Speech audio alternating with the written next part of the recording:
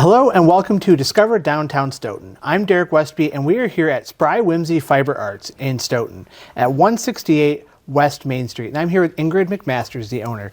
So Ingrid, tell us about yourself and how did you get into this business? Well, it's been a long journey. We initially owned alpacas down in Evansville. We lived in the town of Porter. And having the fiber, we sheared the animals, and I wasn't quite sure what to do with the fiber. We just loved having the alpacas on a little farmette. So I took a class at the Wisconsin Sheep and Wool Festival and learned how to spin. Spinning turned into knitting.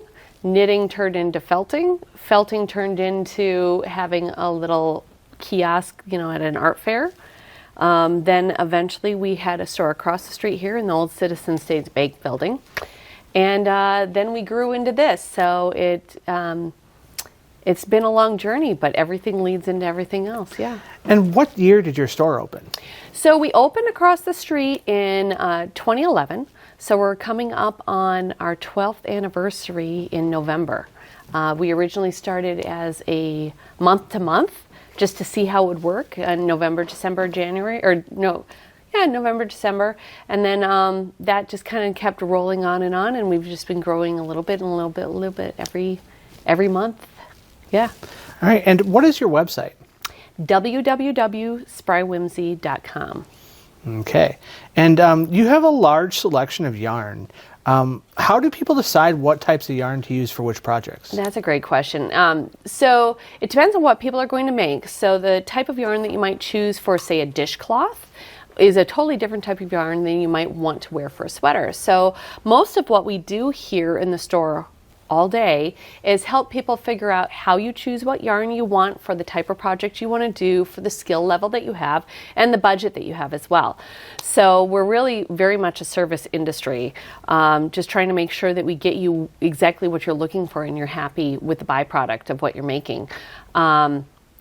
Some yarns that are softer will tend to pill, and some yarns that are more durable feel coarser on your skin. So you use a totally different type of yarn for a sock than you would use for a cowl that might be fluffy next to your neck. Okay, and what different types of things do your customers seem to make out of these projects? Great question. Everything from somebody that's starting out might make a dishcloth or a little couple of squares to a small baby blanket, because those tend to be a little bit easier to do. Then the next step would be knitting a hat in the round, maybe a sock. We've got a lot of sock knitters, and then getting into sweaters. So sweaters, cowls, shawls. We do a lot of social knitting here too. So sometimes we'll do knit-alongs. So people are doing a similar project or the same project with each other. So you see how different people will execute it differently with different types of yarns. Okay. And what classes do you have here? Oh, that's a great question. So we have knitting, spinning, crochet, felting, and so that's wet felting and needle felting. We have Tunisian crochet, weaving, and let's see if I'm missing anything. And then we have some make and takes. So a lot of times during the holidays and spring breaks, the week between Christmas and New Year's, we'll have little make and takes, so you can kind of test out something without investing in it to see if it's a skill that you might like to enjoy. It's also really nice to spend time with other people. So if you've got different age family members that you might want to spend an hour and a half together or so, just making something, having a good time, there's very little commitment other than just kind of exploring that skill set together. And when people come in for a class, is everything provided? Is the yarn and the hooks and everything all provided? That's a great question as well. It depends on the class. So we have embroidery, hoop, felting, and embroidering on this little hoop.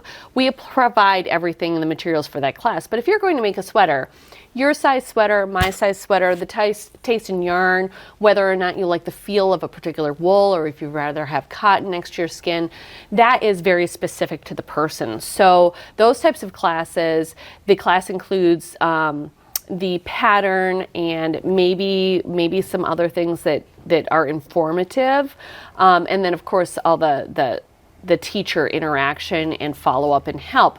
But the materials are additional just because they're unique to the person making the project. And they can get all of the materials they need right here in the store the day they of the class? Absolutely. If we know beforehand that they might have a special need, like a wool allergy, or they're looking for something in particular, we can order things ahead of time. We do a lot of special orders for things like that. But generally speaking, you can get the materials in the class on the day. All right. And so tell us a little bit about spinning fibers into yarn. Sure. So this is drop spindle. And what spinning is that you're taking fibers from a sheep like this, and you're pulling them apart like this, and then you're adding twist, and the twist is what glues it together. So all of the yarns, and I'm just rolling onto my leg, all of the yarns that are here have some sort of twist in them. The lower amount of twist, the less structurally sound the yarn is going to be, and it's also going to tend to pill more. The more twist, the more abrasive resistance the yarn will have, and it also will be denser. So this is called a single, and we twist it in one direction. We'll make two of these, and then we can ply them together and make applied yarn. Oh. And so what is felting? Oh, that's a great question too. So felting, you know how dogs get mats where like you can't comb it out and you have to cut that out of their fiber? Mm-hmm. That's what felting is. So all hair protein fibers, like on animals, humans, grows like a tree. So there's this core in the middle, and then there are these things called scales that come out the side. A more coarse fiber, like a wool that is not very soft, it's a little itchy, will have scales that stick out really far. And a fiber that's really smooth, like an alpaca or an angora from rabbit, it's going to have the scales really close, so it's nice and smooth and less scratchy. So what happens when you use soap and water and agitation, or even heat, and you're rubbing the fibers, those scales clamp down, the whole fabric shrinks together, and it makes this solid material. And it can't be undone. It is used for clothing. It's the most early source of like fabric that we think of in human history. It's used to cover yurts. So it's really dense and very durable. And so we can make coasters and bags and wall hangings, hats. It works a lot like clay. A lot of times when people are looking at the different pieces that we have here, they think it's painted or watercolor or something like that. And it's really actually just different colors of fiber that are taken together and mushed together with soap and water and made to look like it's a painting. That is really neat. You can do it with soap and water. You can also do it with needles. That's called needle felting. And there are these little barbed needles that go in and out of the base work. We have classes in both of those. And it's a softer piece. Those are usually more artwork, like you've seen probably needle felted critters. They're really popular right now. And it's more instant gratification than knitting something or crocheting something. It only takes a couple hours to make a finished piece. That's very interesting. And what other products do you have in your store other than just the yarn and the fibers? Sure. Well, we fully understand that a lot of people that come down here don't have any interest in making things. I've had people come in and say, I'm not creative, don't make me make anything, I just want to buy stuff. So the whole front of the store is gifty type things. We've got socks, cocktail mixers, summer slip-on shoes, candles, stationery, really nice recycled bags out of 100% recycled plastic bottles, some really cute gift items that are up there, embroidery kits and different needlepoint kits. So we really do have a lot of things for different people, including self-care items. We've got man bar soaps, we've got hand scrubs that make you feel like you've got a spa at home. So we've got a little something for everybody at all sorts of different price points. All right. And how do you choose the products that you sell in the front and in the back and everywhere? Sure. Well, some of it is gut. Some of it is what people are coming in and asking for. I also go to a retail market. Both there are retail markets for gift products that I go to, and I just kind of surf and see what I think I like. and what's popular. And then there's also yarn markets, and I go there, or I have sales reps that come in and tell me what's new and popular, and I fill in niches where people are asking for different things. So I do ask people to come down here. If you're looking for something to get in Stoughton that you don't want to drive outside of Stoughton and you'd like to see it available here, let me know. I'm very interested in bringing things into the front of the store that are useful, especially in the gifty arena. And what are some of your most popular gifts? You have a lot of stuff up there. What do people tend to gravitate towards? I will tell you, the most popular thing that we have right now is this vintage lip balm that if you are a young lady in your 20s and you want to get something for your mom, you get her this little lip balm, and your mom will be like, oh my gosh, this brings me back to junior high and my roller skates, and I remember I used to fight with my sister over this. And so those are really popular, because anything that brings back a memory. We are big on social experiences here too, so a lot of the things that are up front are things that are either self-improvement that make you feel good, or spending time with other people, something that makes you laugh. When you talk about how I choose to buy things, if it makes me smile and it's going to make you smile, I want it in my store. In fact, there was somebody who tried to sell me something for scrubbing, for washing stuff. And it was a dish thing, and he's like, this sells like crazy. You totally need this in your store. And I said, no, I really don't want that in my store, because washing dishes makes me sad. So that was a no. But yeah, so anything that makes you smile or makes you feel good, that's the kind of stuff that we have up front. You also have a lot of socks. We have a lot of socks. They're giggly socks. We have some Bob Ross and some Mr. Rogers socks. We have a sock that says, having so much fun, sometimes I wet my plants. So that one's funny.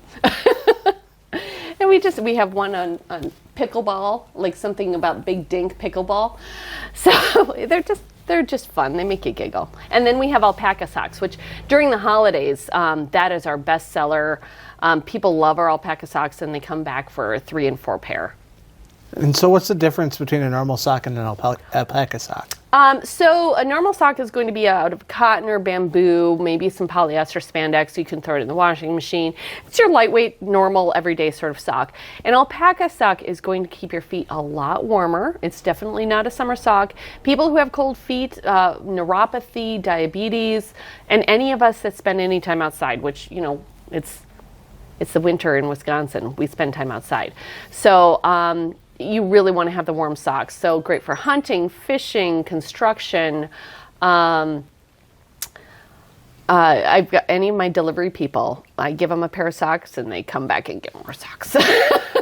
Sounds like a good marketing method. Yeah, it really is. Give one and they'll buy a bunch. A pair of socks.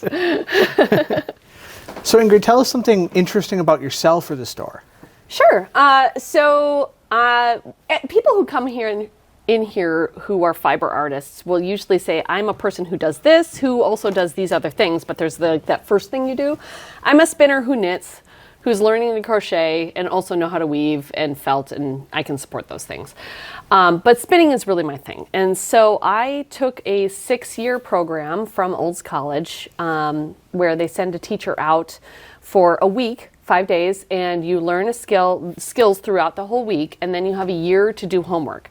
I did 5 levels of that, and then level 6 is a master's study. So it's a thesis or an in-depth study, and I did mine on spinning dog fibers, because I think those of us who love fiber animals know that dogs in general are very soft and they release a lot of fiber. So what the heck? Why culturally? I had this question, culturally, why weren't people ever spinning dog?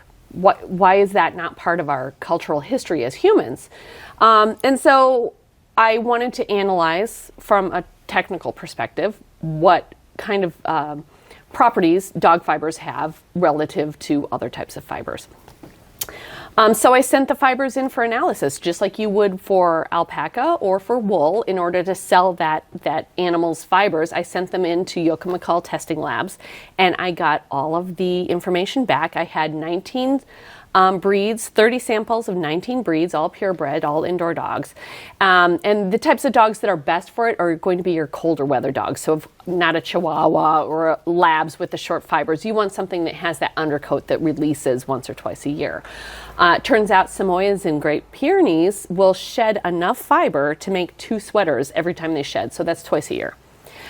Sent the fibers in for testing. And it turns out that they're perfectly viable fibers. There's no reason why you wouldn't use them for fabrics. They felt easier than some other things, but you can blend it into other stuff. And so they are slightly coarser than an alpaca and slightly finer than a really nice merino. So from a quality perspective and how they're put together, structurally, they are just fine. It turns out that from my understanding, the reason why dogs were never farmed for fiber is one, it's illegal because we don't want these puppy farms. But that was obviously later on, so you can't market dog fibers. Get it. But the main reason is they can be aggressive. They're highly intelligent. They eat meat, so you have to go get them meat. They aren't necessarily great in groups. And then, of course, they're byproduct of the meat processing is what comes out the other end, which tends to be something that doesn't biodegrade in the sun and wind and rain as fast as a grain or a vegetable eating animal. So from all of those standpoints, dogs aren't an agrarian animal or a good farming animal, but from a fiber standpoint, they're great. And so I have this thesis that people can come and take a look at. And it's got all sorts of different kinds of dog fibers in it. And they're all spun up. And you can feel them and touch them and see how they behave. Some are woven, some are knit. And I talk about how the dog fibers behave. So that's kind of my odd thing that we do here. Well, that's very interesting. Do you have any special events coming up here in your store? Yeah. So we have things going on all year round, which are make-alongs, make-and-takes, that kind of thing. But specifically, I want to highlight 2 things that we have coming up. Let's see. Worldwide Knit in Public Day is Saturday, June 10th. And we have the Rotary Park rented for the entire day. The morning, we have a walk and knit competition. So anybody can come and watch and root on the knitters. What they do is they sign up for a ticket to participate in the competition, and we give them needles cast on already with 20-some stitches. Everybody gets the same thing, and they have to walk around the fire station in front of the Opera House and then back down to the gazebo. That's about 500 meters, and they have 10 minutes to do so, and they have to knit as many. It's just a knit stitch. So in our world, we call that garter because you knit on the front and the back of the fabric. And the person with the most stitches at the end gets a first prize. And so we have first, second, and third prize, and then everybody who participates gets a little leather label that they can that says they were participated in the year that they participated. So it's a really fun event. This will be our 3rd year that we're doing it. We have about 25 competitors usually, and we're growing. And then all the rest of the day, people bring their chairs and bottles of water or whatever, there's a bathroom there now, so you can spend the whole day there. We plug in some fans, and we have door prizes all day long from 9 till 3. So it's a really fun event, and that just to come and hang out, there's no charge for that. You just come, and then we'll have specials at the store from 3 to 5 that day. We always have things going on, so you can look at our website to see what's coming up. Oh, yes, I do want to say something. So we have a social event every other month on the 2nd Wednesday of the month. We go to Cheezer's, and that's a ticketed event, and so we have wine tasting, yarn tasting, and cheese tasting. And that's been very popular. People love that. And then on Wednesdays, every Wednesday, 4:30 to 7, we have social knitting. That's free. People just come here and hang out and knit and crochet and yarn, do whatever they want to do. You could do cross stitch if you wanted to. And then Friday mornings from 10:30 to 1, we also do the same thing. Okay. And going back to the Cheezer's event that you have, you said every other month. Is that on the even month or the odd month, just so people can plan ahead? Good question. It is on the odd month. Okay. Yes, so our next one is May 10th. All right. That'll help people keep track of it going forward. Yes, thank you. And if somebody wanted to stop by, what are your hours here? Excellent. Currently, we're Wednesday, 10 o'clock to 10 a.m. to 7 p.m., Thursday and Friday, 10 to 6, Saturday, 10 to 5. I probably will be adding hours in the summer, but I haven't decided exactly which ones yet. All right. And for that, they can just go to your website. Absolutely. And do you also have social media? We are on Facebook. We don't do Twitter, and we have some Instagram. And do you have YouTube? Yes. Oh, thank you. Yes, we have a YouTube channel where my husband has videos on felting that are free, and I have some videos on spinning as well as some of our specials that we have going on. Sounds good. Well, thank you for joining me. This is Discover Downtown Stoughton, and we were here at Spry Whimsy Fiber Arts. Be sure to stop by and check it out.